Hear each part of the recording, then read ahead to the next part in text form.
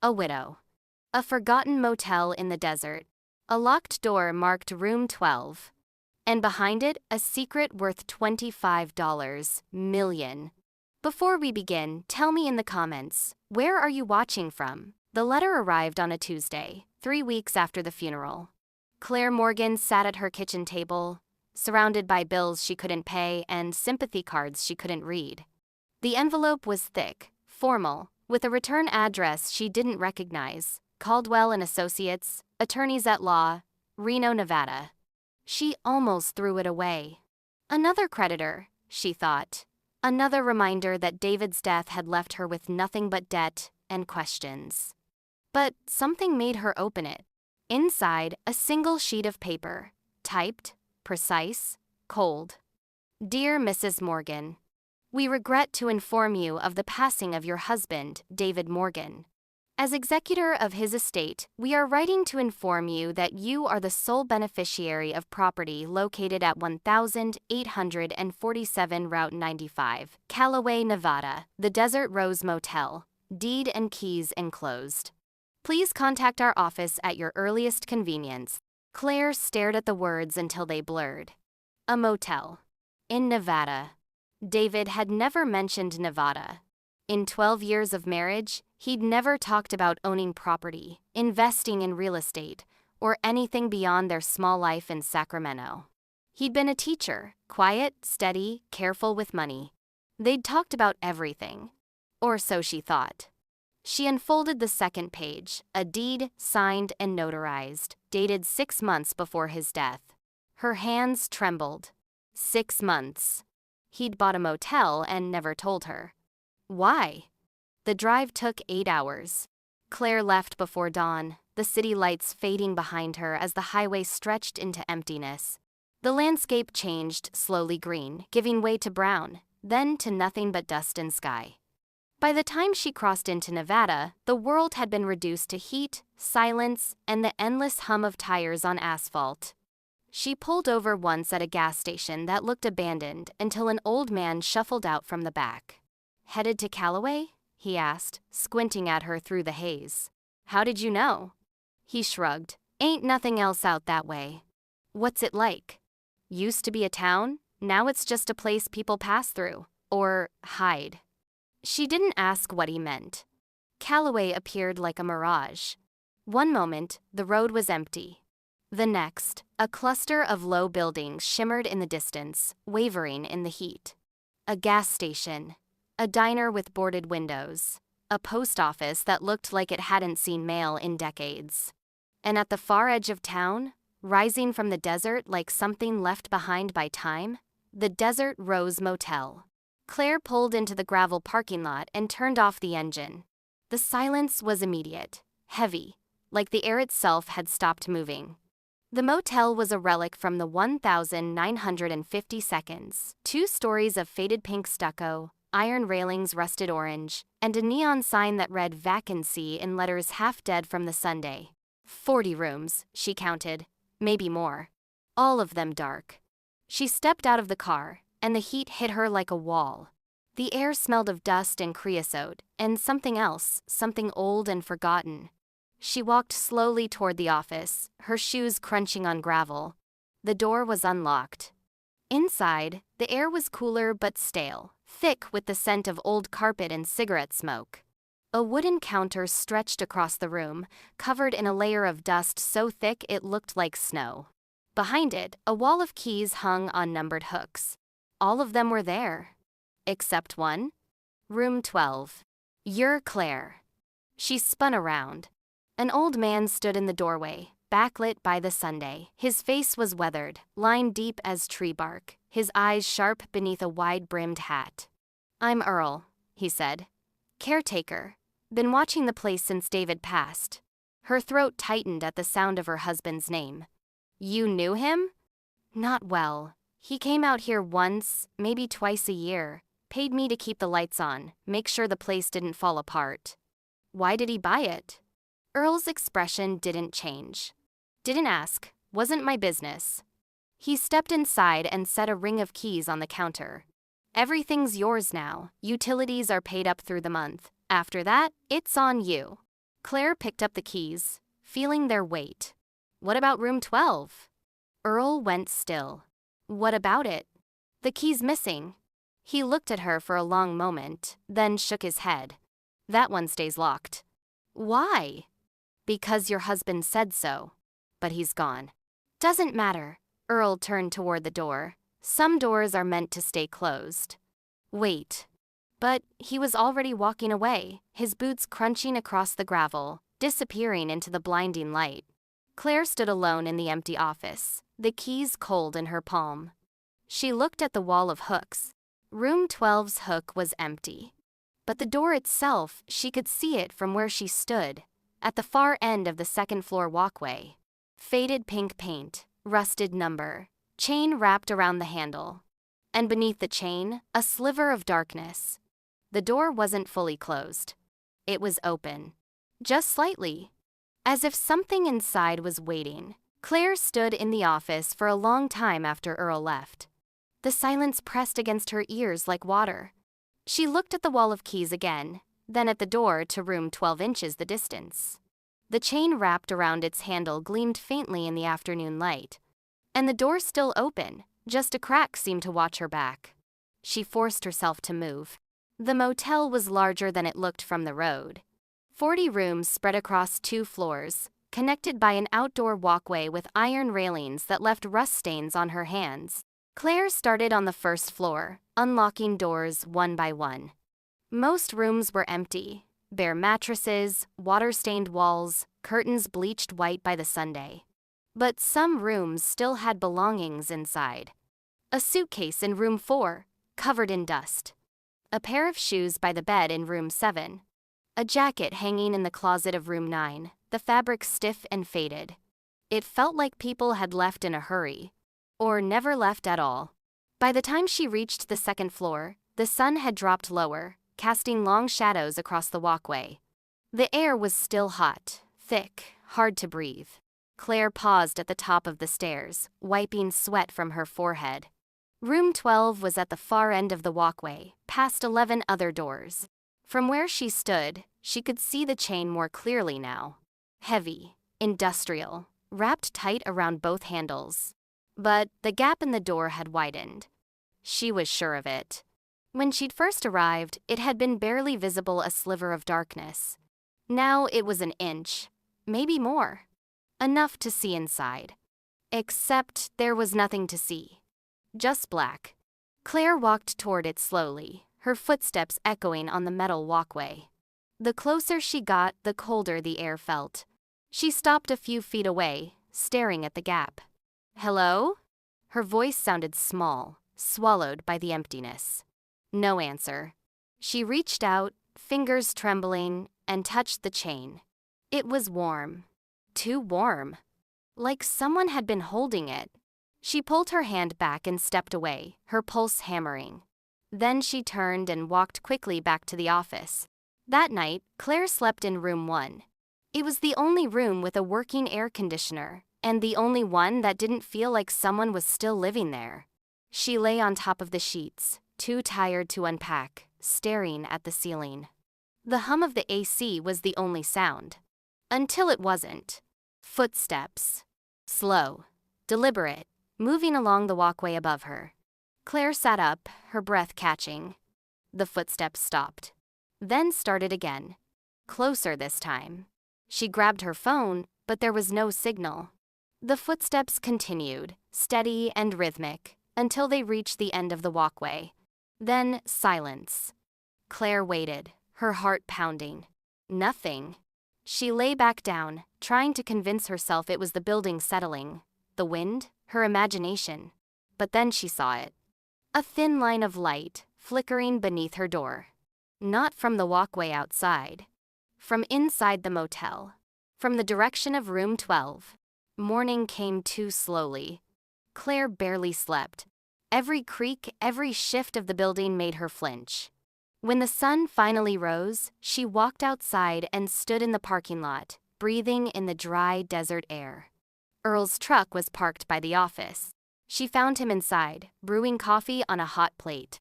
"You hear anything last night?" she asked. He didn't look up. "Like what?" Footsteps, on the second floor.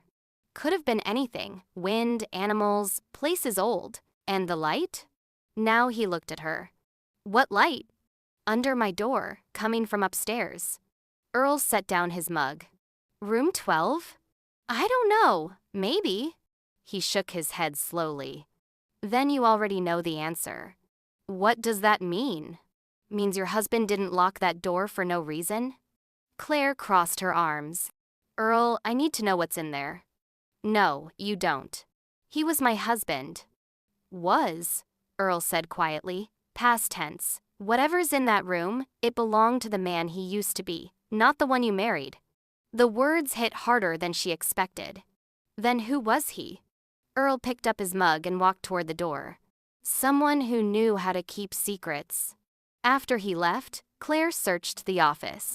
She went through every drawer, every cabinet, every file box stacked in the back room. Most of it was junk, old receipts, maintenance logs, tax documents from the 1,980 seconds. But in the bottom drawer of the desk, she found something. A guest book. Leather-bound, edges worn smooth. She opened it carefully. The entries went back decades. Names, dates, room numbers. Most were ordinary families passing through, salesmen, retirees. But as she flipped through the pages, she noticed a pattern. Every few months, someone checked into room 12. Different names every time, but always the same notation in the margin, paid in full, no record. And at the bottom of the last entry, dated 3 months before David's death, someone had written in pencil, "If you're reading this, don't open the door." Claire's hands shook. She slammed the book shut and stood, her pulse racing. That's when she saw it. A photograph slipped between the pages, falling to the floor. She picked it up. It was torn in half. One side showed David younger, maybe in his 20s, smiling at the camera. The other side was missing. But she could see the edge of someone's shoulder, a hand resting on David's arm. Someone he'd been close to. Someone he'd never mentioned. Claire turned the photograph over. On the back, in faded ink, Room 12, 1998, The Only Way Out. That night, Claire stood outside room 12. She'd tried every key on the ring Earl had given her. None of them fit. The chain was too thick to cut with anything she had. But the gap in the door was wider now. Wide enough to see inside. She pulled out her phone and turned on the flashlight. The beam cut through the darkness, revealing a bed, neatly made, a table, a chair, and on the wall, something that made her breath stop. Photographs, dozens of them, pinned in rows. Faces she didn't recognize, and in the center, larger than the rest. David's face, but not alone. Standing beside him was a woman Claire had never seen before. Dark hair, sharp eyes, smiling, her arm around his waist. Before Claire could process it, something slid under her door downstairs. She heard it, the soft scrape of paper on tile. She ran down the stairs, her hands shaking. On the floor of room 1 lay another torn photograph. The other half. David's face. And the woman beside him, smiling, alive. On the back, in the same faded ink, "She's still waiting." Claire didn't sleep after finding the photograph. She sat on the edge of the bed in room 1, staring at the two halves laid side by side.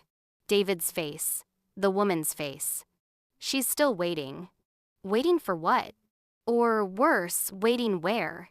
Morning came slowly, the desert sun turning the sky from black to bruised purple to pale gold. Claire stood outside, breathing in the dry air, trying to clear her head. She needed answers, and the only place to find them was inside the motel itself. She spent the day going through every room again, this time searching for anything David might have left behind.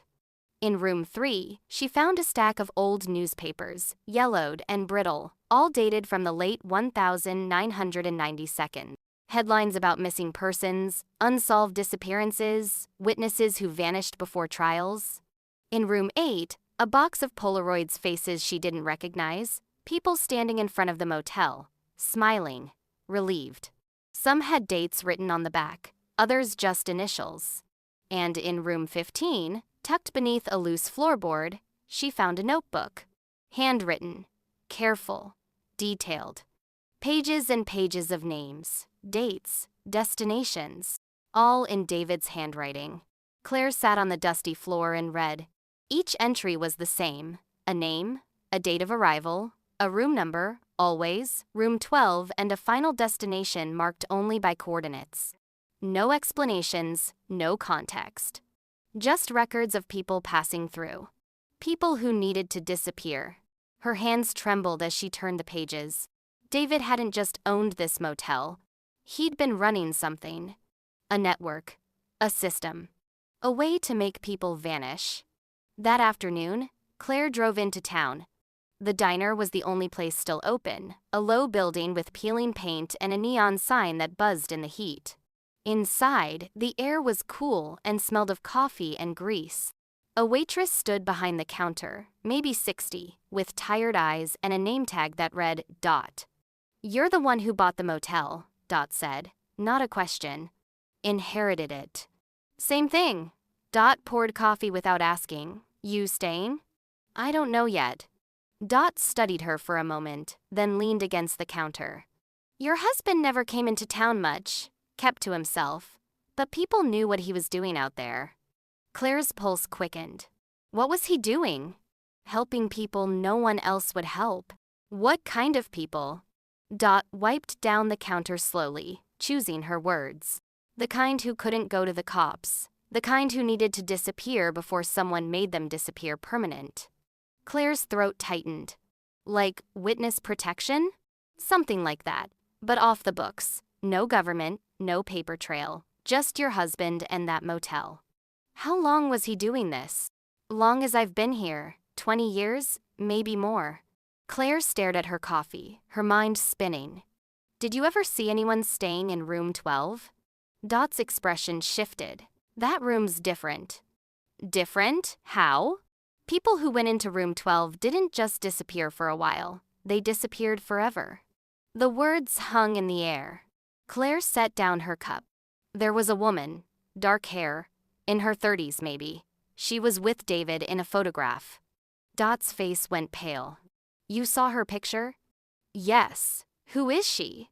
Dot looked toward the window, then back at Claire. Her name was Elena. She came through here about 15 years ago, scared out of her mind, said someone was hunting her. Your husband put her in room 12. And she never came out. Claire's stomach dropped. What do you mean? I mean, she went into that room, and nobody ever saw her again. Not David, not Earl, nobody. Did anyone look for her? Your husband said she'd moved on, that she was safe. But people talk. Some say she's still in there. That's impossible. Dot shrugged. Maybe, but Earl won't go near that door, and neither will anyone else who knows the story. Claire drove back to the motel in silence, Dot's words replaying in her mind. She never came out. People say she's still in there. It was insane. But so was everything else. When she pulled into the parking lot, the sun was already sinking, casting long shadows across the pink stucco walls. The motel looked different in the fading light. Less abandoned. More watchful. Claire climbed the stairs to the second floor, her footsteps echoing on the metal walkway. Room 12's door was still chained. Still open, just a crack. But now, standing closer, she could hear something. A sound. Faint, rhythmic. Breathing. Claire's heart hammered. She leaned closer, pressing her ear to the gap. The sound stopped. Then, from inside the room, a voice. Soft. Female. Broken. He promised he'd come back for it. Claire stumbled backward, her breath catching. The voice came again, quieter now. He promised. Claire's hands shook as she fumbled for her phone. No signal. She looked at the door, then at the chain. The gap had widened again. Now it was large enough to see more of the room inside. The bed, the table, the photographs on the wall. And in the corner, barely visible in the shadows, a figure, sitting. Still, watching. Claire ran. She didn't stop until she reached room 1, slamming the door behind her and locking it. Her pulse thundered in her ears. She sat on the bed, trying to breathe, trying to think. Someone was in room 12. Or something. She didn't know which was worse. Her phone buzzed. She looked down. A text. From an unknown number. "Stop looking, or you'll end up like her." Claire stared at the screen, her blood running cold. Then another text. "Room 12 isn't a room. It's a grave." Claire didn't leave room 1 that night. She sat with her back against the door, phone in hand, staring at the threatening texts. "Stop looking. Room 12 isn't a room. It's a grave." Her mind wouldn't stop spinning. Someone was watching her. Someone knew she'd been asking questions. And someone wanted her to stop. But she couldn't. Not now. Not after hearing that voice. He promised he'd come back for it. At dawn, Claire forced herself to move. She walked to the office, her legs shaking, and began searching again. This time, she wasn't looking for guest logs or photographs. She was looking for David's secrets. The office was small, cluttered with decades of paperwork. But in the back, behind a filing cabinet, she found a panel in the wall. Loose, hidden, she pried it open with a screwdriver. Behind it was a metal lockbox. No key. She carried it outside and smashed the lock with a rock. Inside were files. Dozens of them. Each one labeled with a name, a date, and a destination. Witness protection placements. Falsified identities. Encrypted coordinates. David hadn't just been helping people disappear. He'd been creating new lives for them. But one file was different. Thicker. Worn at the edges. Marked in red ink, Room 12, Final. Claire's hands trembled as she opened it. Inside was a handwritten note, folded around a small brass key. The note was in David's handwriting. "Claire, if you're reading this, I didn't make it. I'm sorry for everything I kept from you. I thought I was protecting you. I was wrong. The truth is in the safety deposit box. Bank of Nevada, Reno, Box 447. Forgive me. The key will explain everything." Claire stared at the note, tears burning her eyes. Then she looked at the key. Small, brass, stamped with a number. 447. The drive to Reno took 3 hours. Claire didn't stop. Didn't eat. Didn't think about anything except the key in her pocket and the questions burning through her mind. The Bank of Nevada was a squat building on the edge of downtown, its windows tinted dark against the desert Sunday. Inside, the air was cold, sterile. A clerk led her to a private room and brought the box. Claire sat alone, staring at it. Her hands shook as she turned the key. The lock clicked. She lifted the lid. Inside was a leather journal, a stack of documents, and a folded map. Claire opened the journal first. The first page was dated 15 years ago. David's handwriting filled every line. "I witnessed something I wasn't supposed to see. A theft. $25 million in bearer bonds, stolen from a federal evidence locker by people who were supposed to be protecting it. Agents. Officials. People with badges and power. They saw me. I ran. I've been running ever since." Claire's breath caught. She turned the page. "I couldn't go to the authorities. They were the authorities. So I did the only thing I could. I hid the evidence. And I disappeared. The motel became my cover. A place to help others like me. People who'd seen too much. People who needed to vanish. But I kept the proof. In case I ever got the chance to use it. It's in room 12. Claire's pulse hammered. She flipped through the rest of the journal. Names. Dates. Detailed accounts of corruption, bribery, conspiracy. A list of officials still in power. People who would kill to keep this buried. And at the back of the journal, a map. Hand-drawn. Precise. Showing the layout of the motel. With an X marked inside, room 12. Beneath it, David had written, "The bonds are there, hidden, safe. If something happens to me, use them to finish what I started." Claire closed the journal. her hands trembling. David hadn't been running a protection network out of kindness. He'd been hiding from the people he'd exposed. And now, they were after her. She drove back to the motel in silence, the journal heavy in her lap. The sun was setting by the time she arrived, painting the desert in shades of orange and red. The motel looked different now. Not abandoned. Waiting. Claire climbed the stairs to the second floor, her heart pounding. Room 12's door was still chained. Still cracked open. But as she approached, she froze. The chain was on the ground. Cut. The door stood wide open. Claire's breath caught. She stepped forward slowly, her pulse thundering in her ears. Inside, the room was pristine. The bed was made. The floor was clean. The photographs on the wall were gone. And on the bed, in the center, sat a briefcase. Black. Leather. Unmarked. Claire stepped inside, her legs shaking. The air was cold. Too cold. She reached for the briefcase. Her fingers brushed the leather. Then she heard it. A voice. Behind her.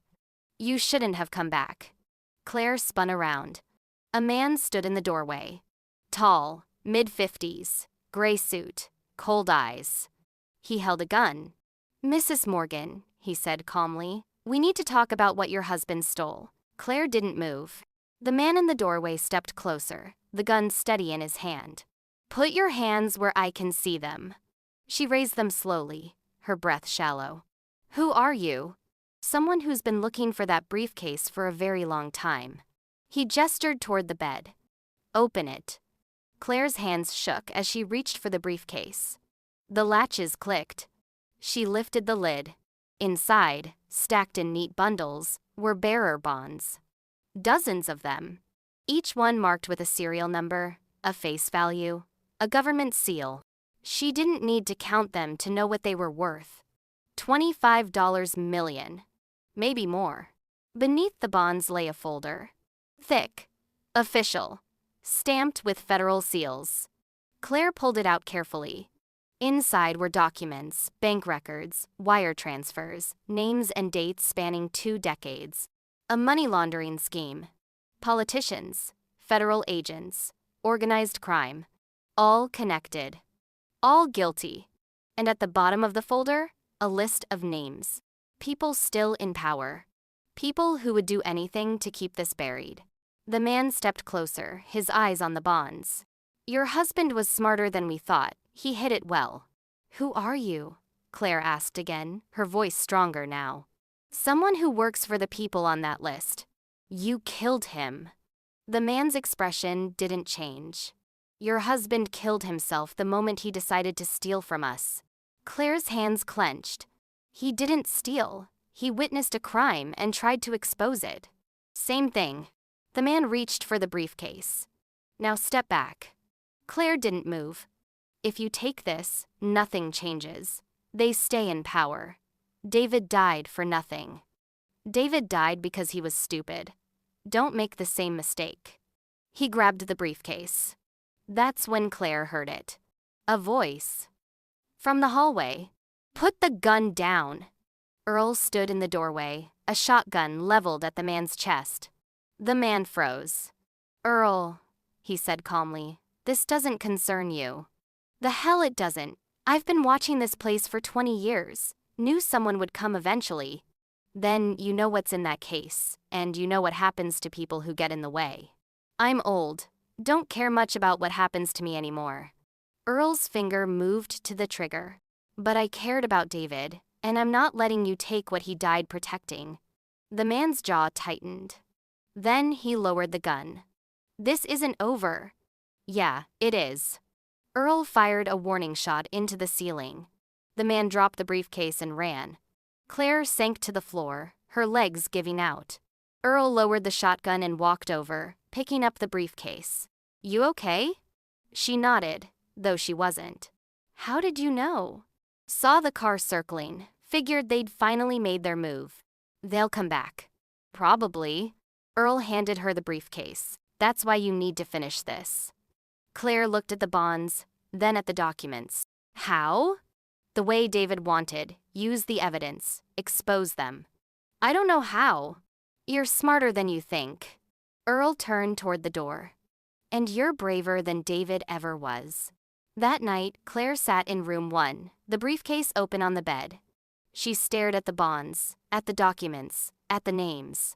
If you've been following her story this far, don't forget to like this video and subscribe for more stories that prove every secret has a price. Her phone buzzed. A text from an unknown number. We know where you are. Give us the bonds, or you'll end up like David. Claire's hands shook. Then another text. You have 24 hours. She set the phone down and closed her eyes. David had spent 15 years running, hiding, protecting her from this. And now she had a choice. Run.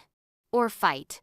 She thought about the journal, about the people David had helped, the lives he'd saved, the justice he'd died trying to deliver.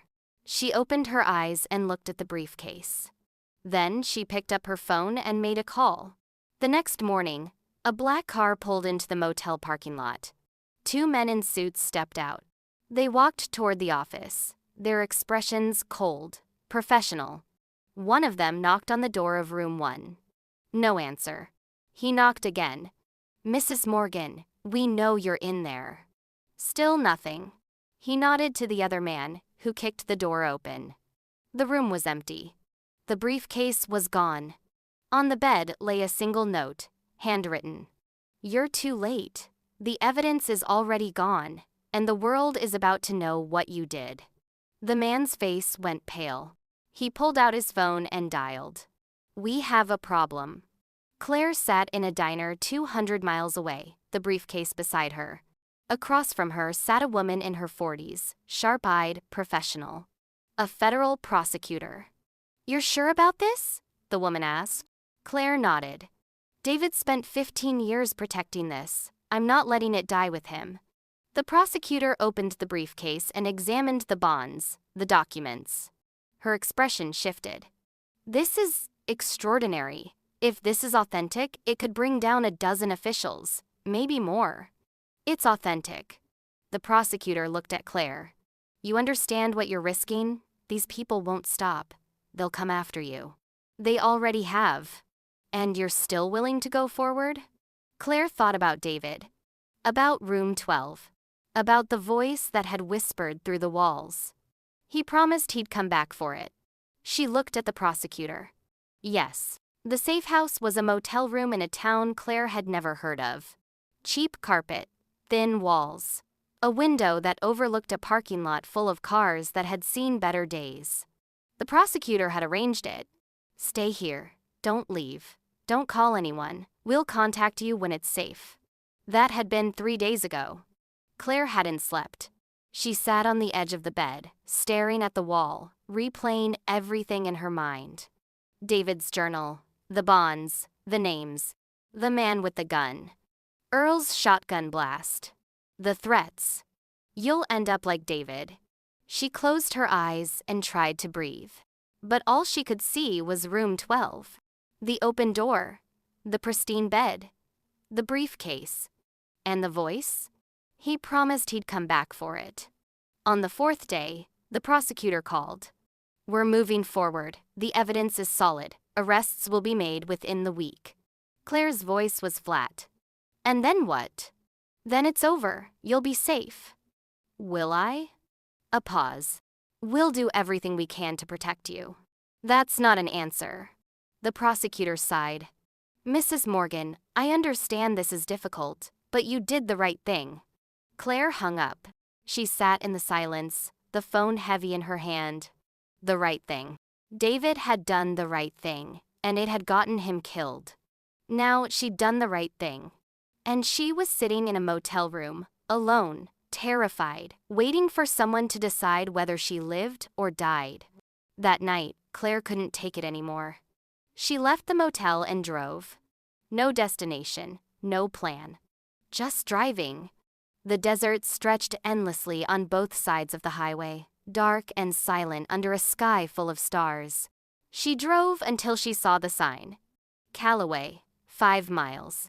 Her hands tightened on the wheel. She shouldn't go back. The prosecutor had told her to stay away. But something pulled her forward. A need to see it one more time. The place where everything had started and ended. The Desert Rose Motel looked different in the moonlight. Less abandoned, more like a ghost. Claire parked in the empty lot and stepped out. The air was cold, the wind sharp. She walked slowly toward the office, her footsteps crunching on gravel. The door was unlocked. Inside, everything was the same. Dust on the counter, keys on the wall. Room 12's hook still empty. She climbed the stairs to the second floor. The door to room 12 was closed now. No chain, no gap. Just a door. Claire stood in front of it, her heart pounding. She reached for the handle. It turned. The door opened. Inside, the room was dark. Claire stepped in slowly, her breath shallow. The bed was still made, the walls were still bare. But on the nightstand, something caught the moonlight. A photograph. Claire picked it up. It was the same one she'd found torn in half. But now it was whole. David and the woman Elena standing together, smiling. And on the back, in David's handwriting, "She was the first one I saved, the one who made me believe I could do this. If you're reading this, it means you found the truth. Finish what I started. For her. For all of them." Claire's hands trembled. She turned the photograph over again, looking at Elena's face. The woman who had disappeared into room 12 15 years ago. The woman whose voice Claire had heard. He promised he'd come back for it. But David hadn't come back. And Elena. Claire's breath caught. She looked around the room. Then she saw it. A loose floorboard, barely visible in the corner. She knelt and pried it up. Beneath it was a small space. And inside, a box. Wooden, old, locked. Claire's pulse quickened. She searched the room until she found a key taped beneath the nightstand. It fit. The box opened. Inside was a letter. Addressed to David. In Elena's handwriting, "David, if you're reading this, I made it out. I'm safe. Thank you for giving me a second chance at life. I'll never forget what you did. The bonds are my gift to you. Use them to help others the way you helped me. And if something happens, make sure the truth comes out. You're a good man. Don't ever forget that. Elena." Claire read the letter twice, tears streaming down her face. Elena hadn't died in room 12. She'd escaped. And she'd left David the bonds evidence she'd stolen from the people who'd tried to kill her. Evidence David had protected for 15 years. If you've been following her story this far, don't forget to like this video and subscribe for more stories that remind us that even the smallest act of courage can change everything. Claire folded the letter carefully and placed it back in the box. Then she stood and looked around the room one last time. David hadn't failed. He'd saved Elena. And dozens of others. He'd kept the truth alive. Now it was her turn to finish it. Claire walked back to her car, the letter in her pocket. She pulled out her phone and called the prosecutor. "I need to testify. Mrs. Morgan. I need to tell the whole story, David's story, Elena's story, all of it." A pause. "That puts you at risk." "I know. Are you sure?" Claire looked back at the motel, at room 12's dark window. "Yes." The next morning, Claire sat in a federal courthouse, waiting. The prosecutor had arranged for her to give a deposition, to tell everything she knew, to put David's evidence and his sacrifice on the record. She was terrified, but she was ready. A door opened. A man stepped out. Older, gray hair, kind eyes. He introduced himself. "Mrs. Morgan, I'm Lucas Grant. I was David's handler when he was working with the Bureau." Claire's breath caught. "You knew him?" "For 15 years. He was one of the bravest people I've ever known." Lucas sat down beside her. "He talked about you, all the time, said you were the reason he kept going." Claire's throat tightened. "He never told me any of this. He was protecting you. The less you knew, the safer you were." "I'm not safe now." "No," Lucas said quietly. "But you're doing what he couldn't. You're finishing it." He handed her a burner phone. If you're going to do this, you do it right, and you do it now. Claire looked at the phone, then at Lucas. What do I do? You make the call, to the media, to the people. You tell David's story, and you make sure the world knows the truth. Claire's hands shook. And then? Lucas smiled faintly. Then, you live, the way David always wanted you to. Claire took the phone. And she made the call. The story broke 3 days later. Claire watched it unfold from a safe house 200 miles away, the television flickering in the dim light. Federal officials arrested in $25 million corruption scandal. Whistleblower evidence exposes decades-old money laundering scheme. Bearer bonds recovered from Nevada motel lead to multiple indictments. Her hands trembled as she watched agents in tactical gear leading men in suits out of government buildings. Names she recognized from David's journal. Faces she'd seen in the documents. All of them arrested. All of them exposed. The prosecutor called. It's done. The arrests are being processed. You're safe now. Claire didn't feel safe. She felt hollow. What about David? A pause. The investigation confirms what we suspected. His death wasn't an accident. It was arranged by the people we just arrested. Claire's breath caught. They killed him? Yes, he knew too much, and he refused to hand over the evidence. She closed her eyes, tears burning. He died protecting it. He died protecting you, the prosecutor said quietly. If you'd known what he had, they would have come for you too. Claire hung up. She sat in the silence, staring at the television. David hadn't left her out of selfishness. He'd left her to keep her alive. A week later, Lucas drove her back to the motel. The desert looked the same. Endless, silent, unforgiving. But the motel was different now. FBI tape still hung across some of the doors. Tire tracks scarred the gravel parking lot. Room 12's door was open. Claire walked toward it slowly, her heart pounding. Lucas stayed by the car, giving her space. Inside, the room was empty. The bed was stripped. The walls were bare. The FBI had taken everything, the photographs, the documents, the evidence. But as Claire stood in the center of the room, she felt something. Not fear. Not grief. Peace. This room wasn't a grave. It was a sanctuary. A place where David had saved lives. Where Elena had found safety. Where the truth had waited, patient and silent, for someone brave enough to find it. Claire walked to the window and looked out at the desert. Then she saw it. A loose board beneath the windowsill. She knelt and pried it up. Inside was an envelope, her name written on the front in David's handwriting.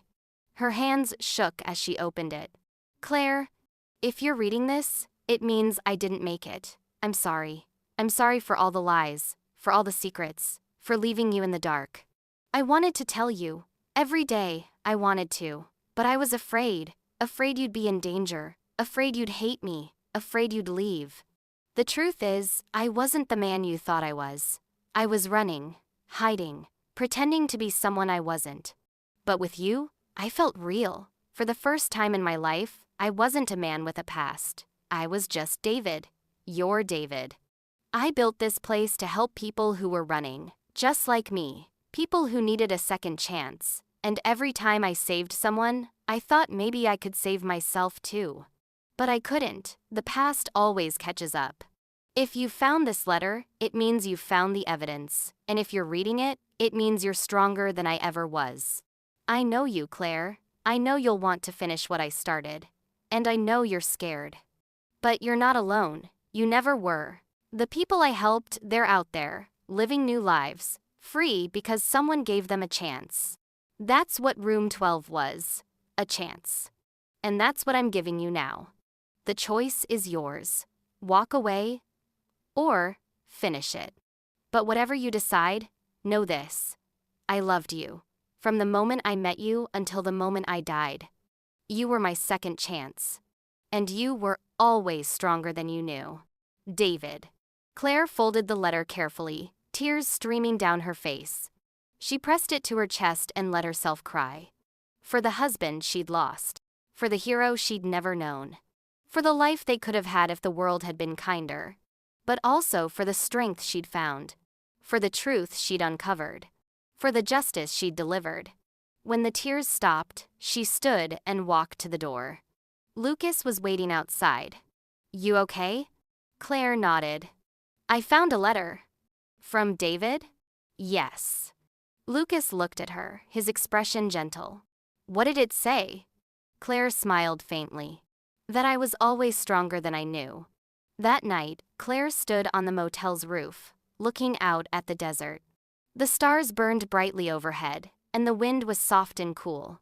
She thought about David's letter, about room 12, about Elena, and all the others who had passed through. And she realized something. David hadn't left her a burden. He'd left her a gift. A place where people could start over. A place where secrets became second chances. And now it was hers. She looked down at the motel, at the faded pink walls and the rusted sign. And she whispered into the night, "I'll finish it, David, I promise." Below, room 12's door stood open, waiting. Not for the past, for the future. 6 months later, the Desert Rose Motel looked different. The pink stucco had been repainted, soft and clean against the blue desert sky. The rusted neon sign was gone, replaced by a wooden one that read, "Safe Harbor." The parking lot was full. Not with abandoned cars, but with life. Children played on the gravel while their mothers sat in the shade, talking quietly. A woman hung laundry on a line stretched between 2 posts, the fabric snapping in the wind. And in the office, Claire Morgan stood behind the counter, answering the phone.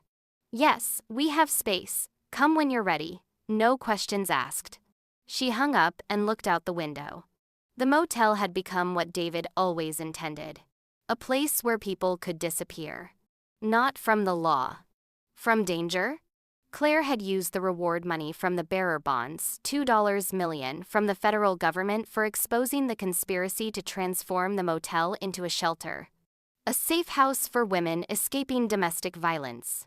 For families running from threats. For anyone who needed a second chance. She'd hired staff, renovated rooms, built a playground, and she'd kept room 12 exactly as it was, untouched. A memorial to David and everyone he'd saved. That evening, as the sun dipped low, Claire walked to room 12. The door was locked now, a brass plaque beside it that read, "In memory of David Morgan and all those who found refuge here." Claire unlocked the door and stepped inside. The room was clean, preserved. The bed made, the walls bare. On the nightstand sat a photograph, David and Elena, smiling. And beside it, the letter David had written. Claire read it again, her fingers tracing the words. "You were always stronger than you knew." She folded the letter carefully and placed it back. Then she whispered, "I finished it, David." Her voice was steady. "The people you helped, they're safe. The people who hurt you, they're in prison. And the people who need help, now they're here." She looked around the room. Room 12 isn't a secret anymore, it's a promise.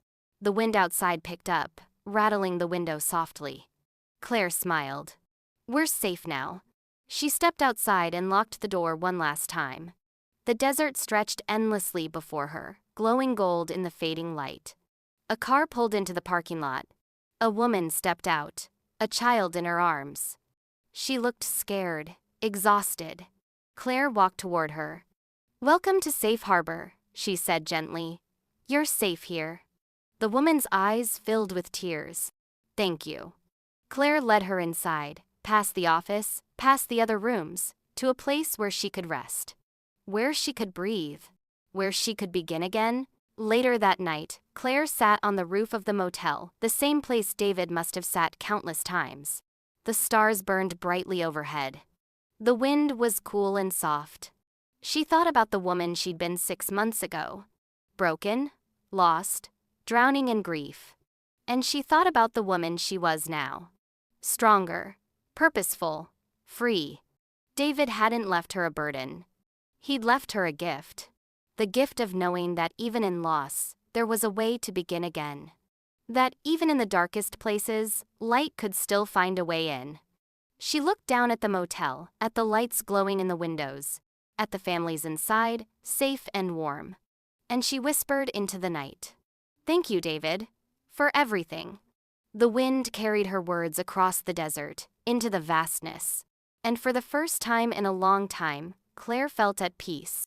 The Desert Rose Motel, now safe harbor, stood strong against the desert sky. No longer abandoned. No longer hiding secrets. It was alive. And so was she. She thought the motel was all he left behind, but what he really left was proof that love doesn't end when someone dies, it just finds new ways to protect us. Sometimes the greatest act of love is the secret we keep until someone's strong enough to carry it.